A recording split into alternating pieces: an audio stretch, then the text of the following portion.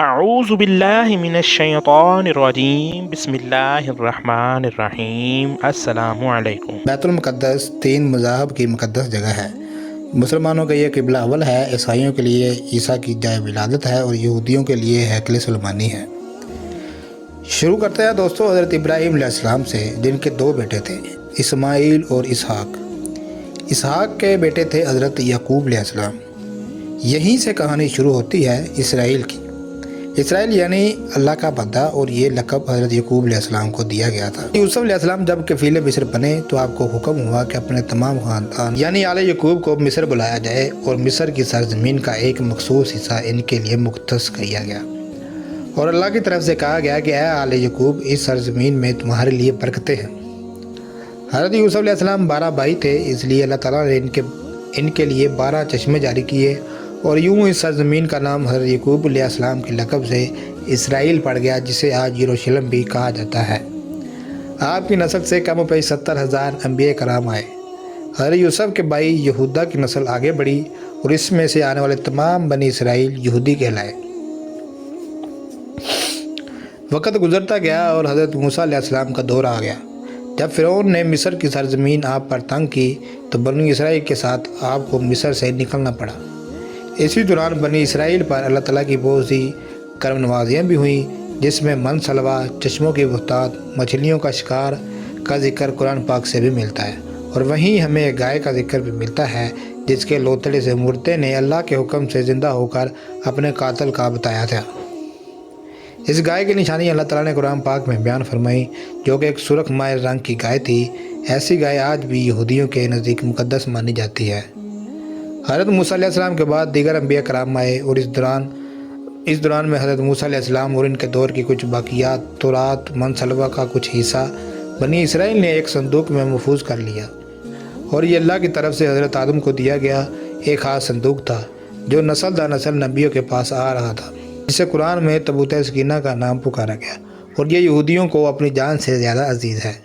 حضرت داؤد نے جب جالوت کو ہرا کر اس سے تابوت سکینہ حاصل کیا تو یوں بنی اسرائیل نے انہیں نبی تسلیم کر لیا، اور حضرت داؤد علیہ السلام نے اس صندوق کی حفاظت کے لیے ایک ہیکل تعمیر کروانا شروع کیا، جو کہ ان کی زندگی میں مکمل نہ ہو سکا، اور ان کے بیٹے حضرت سلیمان علیہ السلام نے جنوں کی مدد سے اس کو مکمل کروایا، اور اسی دوران میں آپ کی بھی وفات ہو گئی۔ اسی وجہ سے اسے ہیکل سلیمانی کہا جاتا ہے۔ اس کے بعد بابل کے بادشاہ بخت نصر نے اسرائیل پر حملہ کیا اور ہیکل سلیمانی کو بھی گرا دیا، اور تابوت سکینہ بھی اپنے ساتھ لے گیا۔ سیپرس دی گریٹ نے دوبارہ یہ شہر حاصل کیا، یہودیوں کو دوبارہ یہاں آباد کیا، اور تابوت سکینہ کو بھی واپس لایا گیا۔ ہیکل سلیمانی ایک دفعہ پھر تعمیر کیا گیا۔ پھر وقت گزرا اور حضرت عیسیٰ علیہ السلام کی آمد ہوئی، جنہیں نعوذ باللہ یہودیوں نے دجال، نجائز اور کیا کیا لقب دیے۔ یہاں سے یہودیوں میں سے 2 الگ قومیں ہو گئیں، ایک یہودی اور دوسرے عیسائی۔ یہودیوں نے سازش کر کے حضرت عیسیٰ علیہ السلام کو صلیب پر چڑھانا چاہا، اور اللہ تعالیٰ نے انہیں اپنے پاس اٹھا لیا۔ اس کے بعد یہودیوں اور عیسائیوں میں کئی چھوٹی موٹی جنگیں ہوئیں۔ پھر عیسائی رومی بادشاہ ٹائٹس نے اس شدت سے یروشلم پر حملہ کیا کہ اس کے پورے علاقے کی اینٹ سے اینٹ بجا دی، ہیکل سلیمانی کو گرا دیا، جس کی صرف ایک دیوار اس وقت اپنی اصلی حالت میں موجود ہے، جسے دیوار گریہ کہا جاتا ہے، جہاں یہودی جا کر تورات کی تلاوت کرتے ہیں اور گریہ عذر کرتے ہیں۔ تابوت سکینہ بھی نہ جانے کہاں غائب ہو گیا۔ ٹائٹس کے حملے کے بعد یہودی آخری نبی کے انتظار میں تھے، کیونکہ اللہ پاک کا ان کے ساتھ وعدہ تھا کہ انہیں پھر عروج بخشا جائے گا۔ اس وعدہ کا ذکر سورۃ البقرہ میں بھی موجود ہے۔ اے بنی اسرائیل، ان نعمتوں کو یاد کرو جو تم پر کی گئیں، اور اپنا وعدہ پورا کرو، یعنی کہ ایمان لاؤ، تاکہ ہم بھی اپنا وعدہ پورا کریں۔ قیامت کی نشانیوں میں ایک نشانی یہ بھی ہے کہ ہیکل سلیمانی کی 3 دفعہ تعمیر ہوگی، جو کہ 2 دفعہ ہو چکی ہے۔ یہودی اپنے مسیحا اور آخری نبی کے انتظار میں تھے کہ ٹائٹس کے حملے کے 500 سال بعد نبی آخر الزمان کی آمد ہوئی۔ یہاں یہودیوں کو یہ جھٹکا لگا کہ سارے نبی حضرت اسحاق کی نسل سے ہیں، تو آخری نبی حضرت اسماعیل کی نسل سے کیوں آ گئے؟ انہوں نے ایمان لانے سے انکار کر دیا۔ مسلمانوں کے لیے بھی وہ انبیاء کی ہی نشانی تھی، اس لیے ہیکل سلیمانی کو بیت المقدس کا نام دیا گیا۔ اسلام کے آغاز میں یہودیوں کو قائل کروانے کی خاطر ہی بیت المقدس کی جانب منہ کر کے نماز ادا کرنے کا حکم ہوا، کیونکہ یہودی اسی طرح منہ کر کے بات کیا کرتے تھے۔ 17 ماہ بعد ہماری عبادت کا رخ بیت المقدس سے بیت اللہ کی جانب موڑ دیا گیا، کیونکہ مسلمانوں کا شروع سے قبلہ اول وہی رہا جسے پہلے حضرت آدم اور پھر حضرت ابراہیم نے تعمیر کیا تھا۔ حضرت عمر رضی اللہ تعالیٰ عنہ کے دور حکومت میں اسرائیل یعنی یروشلم پر عیسائیوں کا قبضہ تھا۔ بیت المقدس کے ہی احاطے میں انہوں نے گرجا گھر تعمیر کیا ہوا تھا اور عین تابوت سکینہ والی جگہ وہ گند پھینکا کرتے تھے یہودیوں کی نفرت میں۔ یروشلم کی فتح کے وقت جب حضرت عمر وہاں گئے تو عیسائیوں پر برہم ہوئے، وہاں صفائی کروا کر مسجد تعمیر کروائی اور قرآن میں موجود معراج والے واقعے کی نسبت سے اس مسجد کو اقصیٰ کا نام دیا گیا۔ یہودیوں کی دیوار گریا بھی اسی احاطے میں موجود تھی، تو زائرین کی حیثیت سے انہیں بھی وہاں آنے کی اجازت دے دی گئی۔ خلافت عباسیہ تک یروشلم ایک مسلم شہر رہا۔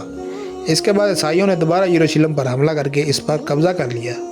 صلاح الدین ایوبی نے عیسائیوں کے خلاف 50 سے زائد جنگیں کر کے بیت المقدس دوبارہ حاصل کیا اور پھر 700 سال تک یہ خلافت عثمانیہ کے زیر سلطنت رہا۔ یہودیوں کو بھی دوبارہ گریا تک اپنی مذہبی اقدامات کی آزادی رہی اور یہودی آہستہ آہستہ پھر یروشلم میں آباد ہونا شروع ہو گئے۔